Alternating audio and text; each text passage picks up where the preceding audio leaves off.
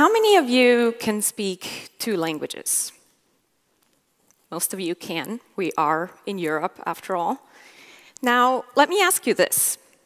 How many of you would say that you are completely fluent in 2 languages so that you could take a job or dream in either one of them? Not as many. Why is that? I think we can all agree that being fluent in 2 languages is a good thing. It creates additional job prospects. It allows us to talk to more people. It also has been linked to several cognitive and social advantages, and it delays the onset of Alzheimer's disease. So why are we not all fluent bilinguals? Those of us who studied foreign languages in school probably remember how hard it was and how much we struggled. I'm certainly speaking from experience here. I started learning English when I was about 10 years old, in school, right here in Ljubljana. And about 9 years later, when I went to study in the United States, I thought my English was pretty good. I was able to do my homework just fine. But I also remember eating dinner with my college friends and not being able to follow their conversations. Or going on my first date in America and only understanding about half of what the guy was telling me. Now, I'm sure many of you have your own stories about foreign language learning, but there's one thing that most of these stories have in common. Foreign language learning is hard. It takes a lot of time, a lot of effort, and it seems that no matter how hard we try, we rarely achieve native-like fluency. Even in those cases when we have been using our foreign language for years, we still maintain that foreign accent. Does it have to be this hard? I don't think it does. What I'll tell you today is that the human brain is fully capable of achieving native fluency in 2 languages at the same time, and that we don't necessarily have to struggle to get there. So, what is it that we have to do to create bilingual minds? I think a very promising start is to study the brains of those who are really, really good at language learning. Babies. Babies are linguistic geniuses, and all over the world, babies learn their native languages naturally and spontaneously without anybody actually teaching them how to do this.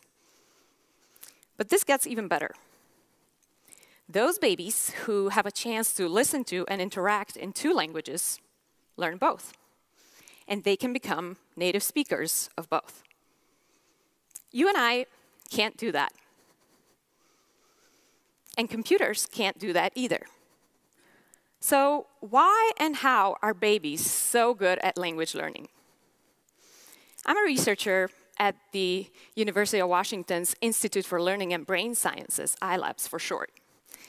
And I study the brain processing of language in babies between 0 and 3 years of age. I focus specifically on those babies who are learning 2 languages at the same time, bilingual babies. The approach that we take to study the baby brain is called magnetoencephalography, MEG for short. We call it the hairdryer from Mars. But it's important to understand that this machine is actually completely safe, non-invasive, and completely silent. So, pretty baby-friendly. We use magnetoencephalography to study the baby brains, and the MEG machine that we have at our institute is actually one of the few in the world that's configured specifically for babies. We also have a team of trained research assistants whose job is to keep the babies happy and entertained when we study their brains. One question that we recently studied with MEG was, what goes on in the brains of those babies who grow up in households where 2 languages are spoken at the same time by native speakers? If we look at these babies' brains before the babies even begin to talk, are they different from those of babies who listen to a single language? Here's how we tested these questions. We brought the babies into the lab. Half of them were from bilingual families where one parent was a native speaker of Spanish and the other one was a native speaker of English. The other half of the babies were from families where both parents were native English speakers, so English was the only language spoken in the household. Then, to prepare the babies for MEG, we used a special digitizing pen and a hat. And what this procedure allows us to do is to track the shape of the baby's head so that we can then continuously monitor the baby's motions when the head is in the MEG helmet. We then brought the babies into the MEG room where they sat on a special high chair. The head goes right into the MEG helmet, and the parents sit right next to them when we look at their brains. During the MEG studies, the babies typically listen to the sounds of language. In this case, the sounds came from Spanish and English. So let's take a listen to see what that sounded like. Da, da, da, da, da, da, da, da. Some of these sounds are specific to English, some are specific to Spanish, and some are common to both languages. All babies in these studies were exactly 11 months old. This is typically right around the time when babies begin to produce their first words, but they're not really speaking yet. So, what did we find?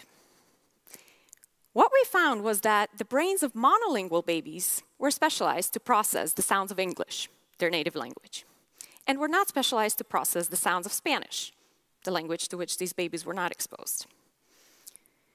What about the brains of bilingual babies?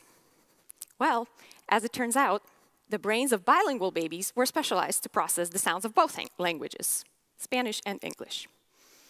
So what does this mean, and why am I so excited about this? What this means is that the baby brain specializes to process whatever language or languages are present in the environment. The brains of those babies who listen to one language specialize to process one language. But the brains of those babies who listen to two languages specialize to process two. There's one more finding in this study that I'd like to tell you about. There's a part of the brain called the prefrontal cortex. It's highlighted in green in this schematic that you can see. But it's right here in the very front of your brain. And we use this part of the brain to direct our attention, to switch back and forth between doing different tasks and to think flexibly. I think we can all agree that these are extremely important tasks to do in the 21st century. We were curious to see how the two groups of babies compared in terms of their brain activity in these prefrontal areas. Interestingly, what we found was that the bilingual babies had stronger brain activity, stronger brain responses to language sounds, specifically in these prefrontal regions. Now, why would that be? One explanation is that the constant switching back and forth between two different languages provides exercise for the brain, that it strengthens these brain networks that participate in attention switching, and that this provides a cognitive boost to the bilinguals. Many other studies have actually shown that bilingual children, but also bilingual adults, have advantages when it comes to tasks that require cognitive flexibility. But what's particularly intriguing here is that we see brain differences, specifically in these areas that are related to flexible thinking at 11 months of age, before these babies are even speaking. So, our studies have shown that the baby brain is fully capable of specializing in two languages at the same time, and that there are possibly some additional advantages that come along with this for free. So, given these findings, you may be wondering, why are we not raising all babies to be bilingual? There has to be a disadvantage here that I'm not telling you about. Some people think so. One common concern is that bilingualism slows language learning down, that it makes it slower. Research doesn't actually support this. Instead, what studies have shown is that if we consider the patterns in bilingual learning, they're actually very, very similar to what we see in monolingual learning. For example, bilingual babies start producing their first sounds as well as their first words at the same age as monolingual babies. We also know that if we give bilingual children credit for each word that they know across their two languages, their vocabularies are of the same size, if not bigger, than those of monolingual babies. Another common concern is that bilingualism causes confusion. This concern arises from the fact that bilinguals sometimes combine their two languages in the same sentence or in the same situation. This is called code switching or code mixing. So, does code switching or code mixing indicate confusion? Science suggests that it does not. Most bilinguals code switch, and my family is not an exception. In my family, we actually speak 3 languages, and sometimes we hear sentences from our children that combine all 3, Slovene, Spanish, and English. Does this mean that our children are confused? I don't think it does. So let me give you an example to demonstrate why this is the case. My 4-year-old will sometimes say sentences like, "Mom, is daddy potušam?" This means mom is daddy in the shower. Now, why does he say sentences like this? There are a few reasons. The first one is that he can. Bilinguals, unlike monolinguals, have another language from which they can easily borrow words. And they sometimes do this because they know words from one language sometimes better than they do in the other. So for example, my son probably knows the word shower better in Slovene than he does in English. So he uses it because it's easier. The second reason he uses sentences like this is that he knows I will understand him. He rarely uses Slovene words in his preschool because he knows that his teachers and his friends will have no idea what he's talking about. Bilingual children typically know very, very well when they can and can't mix their languages, and studies have shown that even 2-year-olds will adapt their language to match that of their conversational partner. There's one final point about code mixing that I'd like to make. Even though it's called mixing, it's not just randomly mixing together words from different languages. It follows grammatical rules.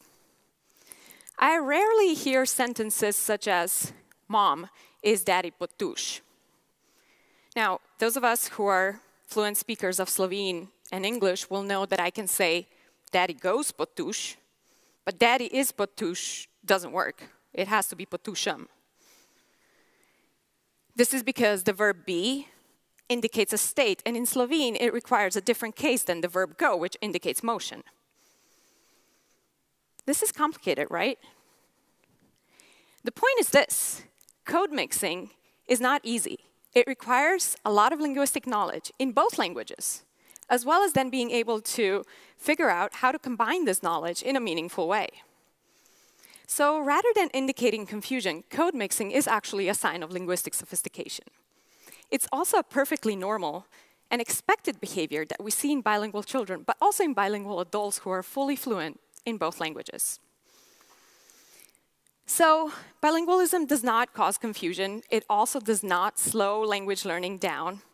In fact, science suggests that there are many advantages, and the demand on bilingual education is actually increasing in the United States as well as worldwide. People are also beginning to realize that starting from an early age may be the best solution, because we know that at birth, the human brain is just as capable of learning 2 languages as it is to learn 1. So, what should we do? How can we provide all babies with an opportunity to learn 2 languages from a very young age? In families like mine, the answer is straightforward, because parents are native speakers of languages that are different from what the child hears outside of the home. But what about everybody else? As a child language development specialist, I often hear from parents who are eager to provide their baby with an opportunity to learn another language, but they're not native speakers of that language, and they can't afford to hire a nanny who's a native speaker of that language. Some parents think that their baby may be able to learn a foreign language by watching television. Unfortunately, this is not the case. Older children may be able to learn some foreign language words from electronic media, but babies learn languages through play, through frequent social interactions with live human beings who are fully competent and comfortable users of that target language. So really, the question comes down to this. Can we create environments within public education through which all babies will be able to learn foreign languages from a very early age? If we start very, very early, how much and what kind of language exposure is needed to create a truly bilingual mind? From research, we know that babies can learn foreign languages surprisingly quickly. But at the same time, we also know that the type of language they hear is critical in determining how much they will learn and how quickly they will learn. So can we make this work? We think that we can. From research, we know that there are 6 principles, 6 ingredients, if you will, that grow children's language. We think that if we take the right science-based approach that combines these 6 ingredients, we can create educational programs through which all babies will be able to learn foreign languages through play in the context of public early education centers. We recently started to test this idea in one of the European capitals where the government is very excited to promote foreign language learning for all babies from birth. The results of these studies are extremely exciting and extremely promising, so stay tuned. We think that this approach has the potential to change the game for bilingual education. We're hoping to scale it up so that it will one day allow all babies to reach their full potential and to start learning 2 languages from a very young age. Thank you. Hvala.